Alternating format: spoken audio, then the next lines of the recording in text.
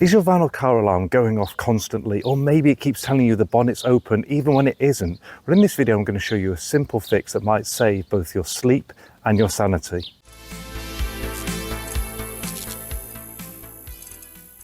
Hello everyone and welcome back to the channel, and in this one we're going to be looking at an issue that was driving me absolutely crazy. What was happening was I was driving the van along and it would tell me that the bonnet was open even when it wasn't, and so I'd pull over, open it, close it, and it would just come on and on and on. It was making driving an absolute nightmare, and in addition to that the alarm just kept going off intermittently for no reason at all, even in the middle of the night.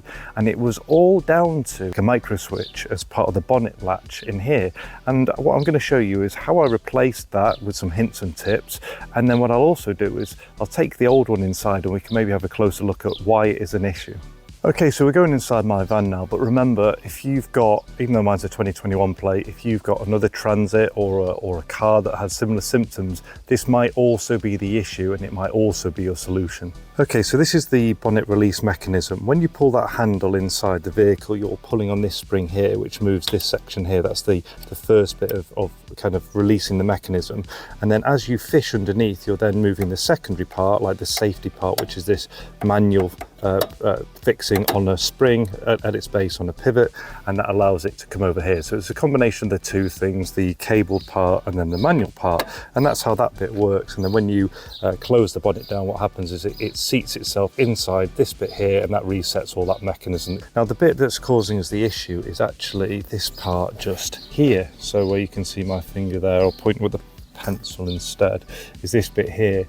Now I'll show you mine shortly and you'll see just how damaged mine was. But what happens is there's a little micro switch just in there, and we will have a closer look on the bench later on, but you can see there's a white micro switch just inside here, and it's operated by this piece of metal depressing on it, and that metal is only depressed when the bonnet's in this position. When the bonnet is open, this piece of metal moves away, that opens, and the switch isn't made.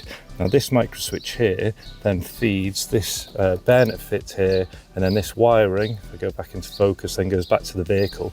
And this micro switch and signalling does both the bonnet saying whether the bonnet is open or closed, but it also signals as part of the alarm system, because in essence it treats the bonnet like a door. So what I'll do is I'll now give you, because I've already swapped this over, a couple of pointers on how to remove this one and fit the new one. Okay, so the tips are, this is actually a relatively straightforward job, takes you about 20-ish minutes. What you'll do is, first of all, you need to remove this cable as part of the process. The easiest way to do that is just move this, and that gives you enough slack just to slide that out. So that's your bonnet, your kind of one from inside the cabin. Then after that, you're literally looking at removing this bolt here, this bolt down here as well. And then with the bayonet fit, it's just one of those ones where you're just going to grab it and jiggle it off and it will come off the connector. Once you've done all of those things, there's a couple of little kind of studs that point through. There's one here and one here, which just seat inside, just more for the positioning, but literally it's just these two off here. So you're going to use a socket set or a drill or an impact driver with the correct size, just to release those. Take that off, and then the whole unit will come out. Then you'll take your next one, you'll just seat it back on, you'll tighten these up, you'll put your bayonet fit back on, and then ensure that you replace this onto here. Now this is a really important thing.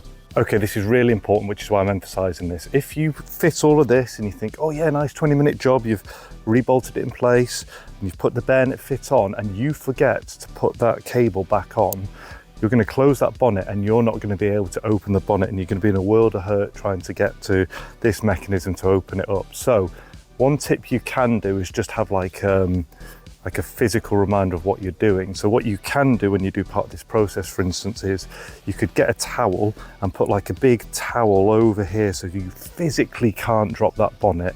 And so you put the towel over there, and it'll be a reminder, because even if you went down, you'd be like, oh no, I forgot something, and then you'd put the cable on. So I strongly recommend you kind of put something that will not let you put that down as a reminder until you've put that cable back on. Okay, so now I've told you about the problem, I've told you what is potentially your solution, and then given you some tips to fix it. Why don't we have a bit of a closer look at the culprit? I can show you the part number, I'll show you the damage bit in detail, and maybe we can do a little bit of testing and see what exactly is failing. So this cost me about £57. And the part number you can see for mine on the video there, if you want to have a quick look. And it's down here as the latch assembly hood. This one's an official one from Ford, by the way. I know you could possibly get them cheaper online, but I just wanted to make sure I had the right one. It was causing me such a headache. So inside, you know, I told you about how obviously damaged mine was. There we go. So look at that. You can see how this film has kind of come away, but also there's like a real bulge inside it.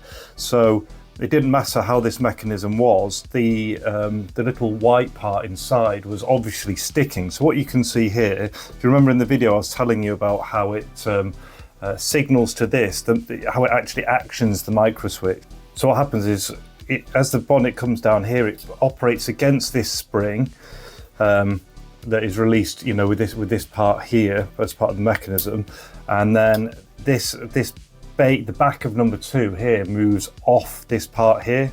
So in the open position, it pushes against here, and when it's closed, it releases that metal bar and then comes off there. Now, this is quite a strong spring. In fact, I don't, for the purpose of this video, I'm not going to mess around trying to take that spring and ping it off. But take my word for it, that section comes off there, and then this somehow runs its electrical signal up to the bayonet fit up here. So it'd be nice to see if we can find out where that cabling is, because it's not particularly obvious, like you can't see it here, although there's potentially a bit of a join underneath. So I think if we try and pop this off and find out where that cabling is, there's a little plastic part there, but I don't think that's anything to do with it. Obviously this has to secure on somehow onto this plate.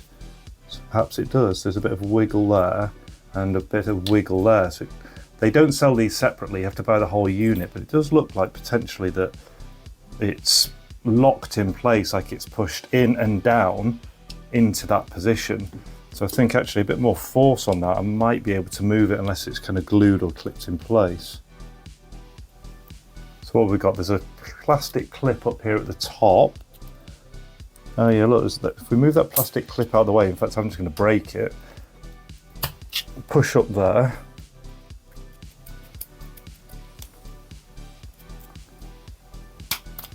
there we go. So here's our culprit. This is the microswitch.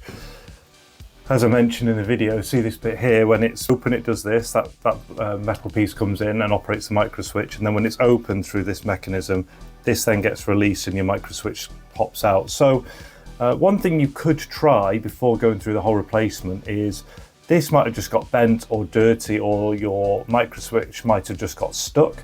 So what you could try doing is kind of you know, maybe spraying some lubricant in there or just some warm water and scrubbing around that area to see if you can get this to operate more freely. That might actually be a first fix before you carry on with everything else. Now in terms of the wiring, it is all housed within this section here. You can't actually see where it goes. There must be like a hollow channel inside to get to there, or a board of some type. Okay, so I've got my multimeter, I'm going to put it into continuity and have a little check on the switch. Okay, so there's our continuity now. After I push the switch there, see? On, open, closed. With damage to this, what can happen is the signal is obviously breaking, or it's being depressed or coming away slightly, and it's giving that false reading over time. So yeah, that just proves it's just literally that switch. Okay, so there you have it. It was a really annoying problem. If you've got one, you know, it telling you the bonnet's open when it's not, or the alarm's going off in the middle of the night, it is super annoying. And it's actually a relatively simple fix. The problem is you can't get this part on its own. Instead you have to buy this whole whole mechanism. Costs you about £57 if you get the official part, less I guess if you want to try an aftermarket alternative. And then for fitting, as I showed you, it was pretty simple. You're basically just going to remove the 2 bolts which sit here and here, seat them onto the other 2 bits, but you must remember to make sure that you have that that wire, this bit here. You absolutely must do that or you'll be in a world of hurt. I hope that's helped fix the issue if you watched it, and if you haven't got a Transit or a car with this issue, I hope you've just enjoyed the journey from an issue all the way through to fault finding and a closer look at this and how things like circuitry work. If you've enjoyed the video, then you'll probably like the one up there, and there'll also be a playlist that'll pop up here. But until the next one, all the best, take care, and see ya.